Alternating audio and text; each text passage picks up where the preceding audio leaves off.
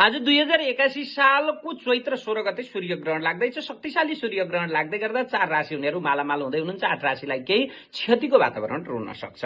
कुन कुन देशमा लाग्दैछ, कहाँ कहाँ लाग्दैछ भन्ने जानकारी गराउनेछु। हजुरले हाम्रो युट्युब च्यानल सब्स्क्राइब गर्न बाँकी छ भने सब्स्क्राइब गर्नुहोला। विशेष गरी कुन कुन राशिलाई कस्तो रहन्छ त। आजको दिनमा लाग्ने सूर्य ग्रहण मेष राशिलाई व्यय, वृष राशिलाई लाभ, मिथुन राशिलाई सुखम, कर्कट राशिलाई मानना, सिंह राशिलाई कष्टम, कन्या राशिलाई स्त्री पीडा, तुला राशिलाई सौख्यम, वृश्चिक राशिलाई चिन्ता, धनु राशिलाई व्यथा, मकर राशिलाई स्त्री प्राप्ति, कुम्भ राशिलाई क्षति, मीन राशिलाई घात भन्ने फल दिँदैछ।